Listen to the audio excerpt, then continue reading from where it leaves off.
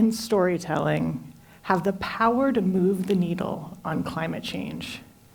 They have the power to foster connection, reflection, and transformation, and can promote hope and engagement as we work through climate anxiety. By sharing our stories and expressing ourselves creatively, we empower not only ourselves, but others to act. Across the globe, towns and cities are grappling with increasingly common impacts of climate change, whether it's extreme weather or rising temperatures. Art and storytelling can help us process these challenges and also inspire solutions. They remind us that resilience is not only a scientific or policy-based goal, it's a human goal built through connection and understanding. Said another way, our climate crisis has a communication problem.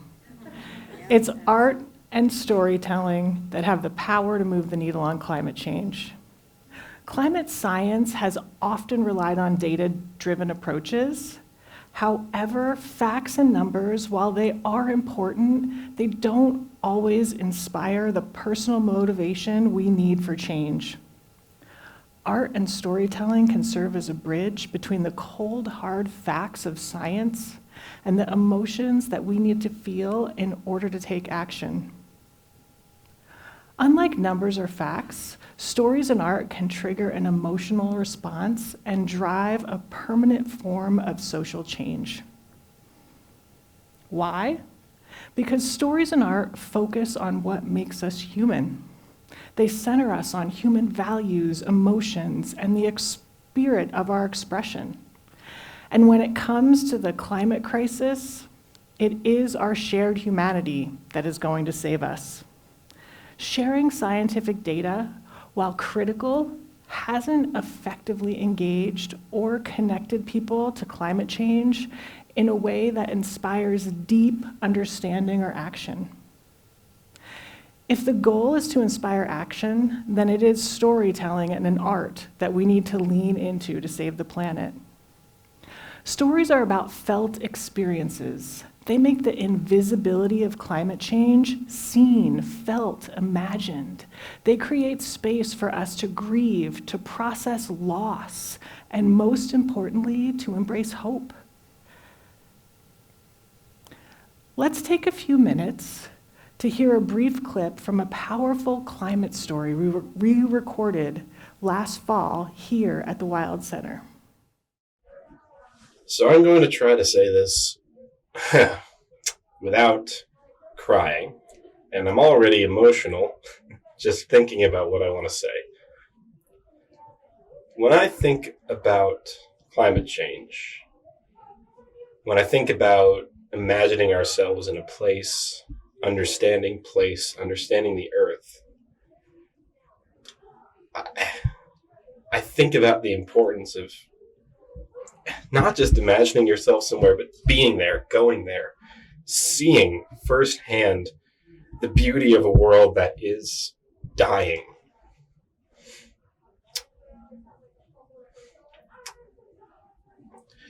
Sorry. I've been coming to the Adirondacks from my home in Otsego County since I was 4. I studied at Paul Smith's. I even helped with a lot of development in Lake Placid, different projects. I've hiked all over the place, done long canoe trips.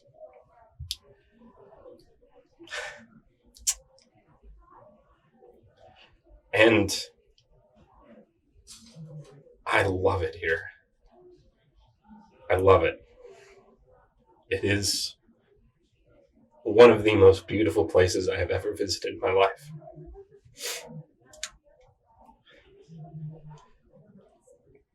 And I want the world to see it for generations to come. I don't want it to die with me. Humans are inherently social beings. We are wired to connect with others. Stories allow us to simulate social experiences, even when we're alone.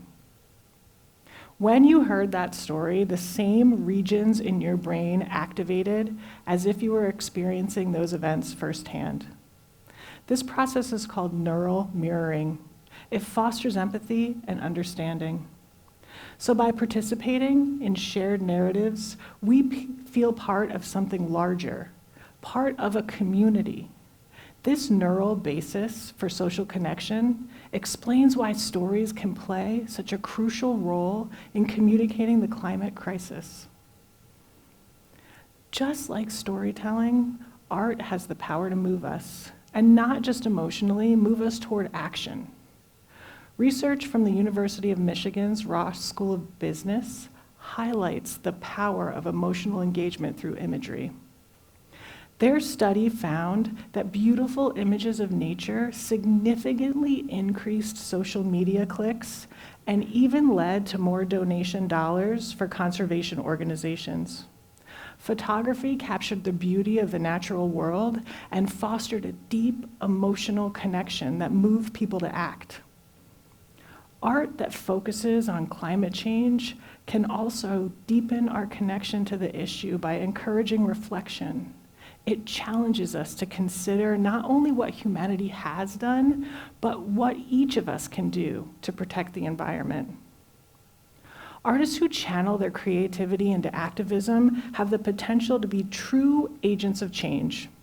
By telling visual stories about our planet, artists drive awareness and bring light to the urgent challenges we face. So how does this conviction look in practice for me as an artist and an educator? I co-direct the Adirondack Climate Project with Rose Pasquarello-Beauchamp, and I lead an initiative that explores the human experience of climate change through storytelling and art. Using a mobile audio recording studio, we traverse the Adirondack Park, inviting its inhabitants to share their personal narratives reflected in the changing climate of their surroundings. A central part of our work is an annual artist retreat, which is held right here in the Adirondack Park. This immersive week-long experience is designed to nurture a vibrant, supportive community of artists who share a deep connection to the landscape and a passionate commitment to addressing climate change. It's a space where art becomes activism and creativity transforms into a powerful force for environmental change. The 3 pieces I want to share with you today were created as part of that artist retreat just down the road. This accordion-style book is titled Life Cycle of a Tick. It was created by Rachel Devona, a farmer and artist living in Ionia, New York. Here, Rachel uses the Adirondack Park as a backdrop to explore the tick's life cycle. Over the past 13 years, Lyme's disease cases have increased by 1.5 times statewide. But in the Adirondacks, there's been an alarming 20-fold increase. Scientists directly link this surge to a warming climate. Through her art, Rachel visually educates her audience, drawing attention to a very real consequence of climate change: its profound impact on animal species. Her piece reminds us that climate change isn't just an abstract issue, it's something that affects us in deeply personal and local ways. Art like Rachel's helps us grasp these complex realities and fosters a deeper connection to our environment. And to inspire meaningful climate action, we need more than just passive awareness. We need true, deep, active engagement. True engagement goes beyond simply absorbing information. It's a felt experience. Musician Dan Lynch captures how tapping into our emotions can foster a connection that motivates us to act. Dan is a songwriter, a performer, and an audio engineer based in Rochester, New York, with a passion for preserving New York State folk music. During his time at our artist retreat, he listened to the stories of local community members and wrote The Ballad of an Adirondacks, a song about the devastation caused by Hurricane Irene in the Adirondack Park. Through his music, Dan captures not only the physical impact of the storm, but also the emotional toll it took on this community.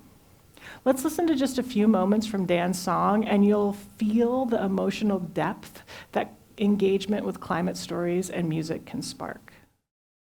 West Canada Creek just ain't the same since Irene, the hurricane. My father and me used to fish all day, but now it's not as deep. Trophy trout's gone away. Give it another week, another century.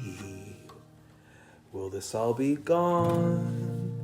Complete catastrophe.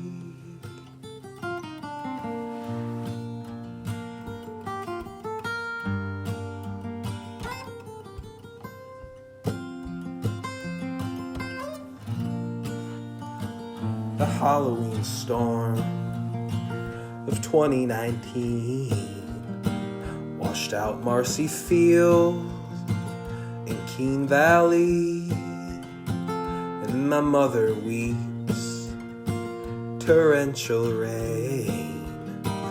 Her childhood home up and floated away. 100-year flood seasonally. What can be done? Climate resiliency.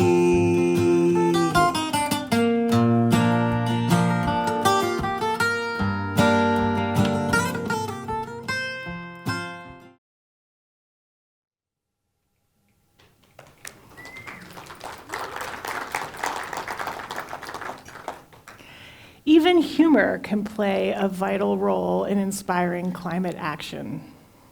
Studies have shown that climate-related comedy helps people feel more optimistic and committed to taking action. Take memes, for example. They increase engagement with our online climate movements. Humor, when it's used carefully, allows us to break down the seriousness of climate change into something a little more relatable. It provides a way in, especially for people who find traditional environmental messaging a little too heavy-handed or even off-putting. Let's take a look at Missy Smith's piece, Cottages, as an example.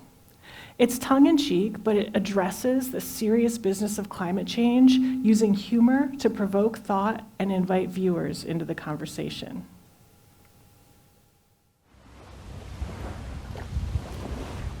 So the seasons are changing. And you'll hear from some friends of mine who live up here year-round. They used to do ice boat racing on the lake, and the lake would completely freeze. Bill's mother, back in the early 1920s and 30s, had stories of people, the lake would completely freeze, and if they wanted to move cottages across the lake, they would bring them across on the ice. That was the easiest way to relocate cottages. That now the lake freezes. It froze last winter, but very late and very briefly. I don't even know if it froze solid enough that you could dare to move a cottage across on it. It gets warmer earlier, so the seasons now are accelerating. So spring comes earlier, the water warms up sooner, the spring flowers are gone earlier.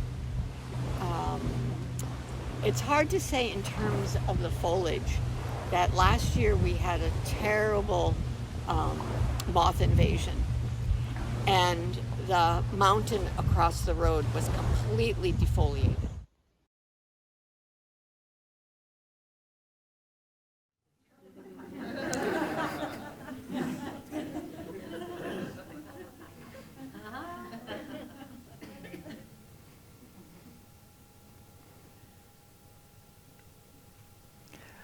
Art and storytelling connect us emotionally to the climate crisis in ways that data cannot. These creative expressions help us imagine, feel, and understand the changes happening in our world and inspire us to find solutions. Since I'm also an educator, I took these principles into the classroom, and in a course that I taught with Rose at the University of Rochester, to explore just how this conviction might play out in an educational setting. We designed an interdisciplinary collaborative course where students were introduced to the use of arts in designing for and expressing a vision for a sustainable future. Our research and story collection in the Adirondack Park was used to inspire projects in the course. Collaboration, design thinking, and the iterative design process was used to produce performances and artwork that respond to climate stories we've collected in the park. After the course, we surveyed the students, and we found out that 95% of our students believe that art could be an effective tool for inspiring climate action. They said things like, "To this day, this is one of my favorite classes. Saying I was in an art class about climate change opens people up to the most interesting climate conversations I've had in my adult life so far." So climate change has a communication crisis. We need creative stories, photographs, films, poetry, music to make the planetary upheaval of climate change shared and felt emotionally. Only then can we envision a viable strategy for action and social transformation. From abolition to suffrage, from the civil rights movement to AIDS discrimination, history shows us that every major social movement has been bolstered by the arts and its contributions to the larger conversation. So imagine a world where climate action is a shared priority, driven by the stories we tell and the art that we create. By engaging with climate change through the arts, we can foster empathy, inspire hope, and motivate others to act. Your contributions, whether through storytelling or art, or even by sharing beautiful images of nature on your social media feed, can help build a more connected, compassionate, and resilient world. You might have seen this QR code while you were here today. It will lead you to a site where you can share your climate story and listen to the stories of others while you're here at TEDx. Let's use the power of our shared humanity to save the planet one story at a time. Thank you.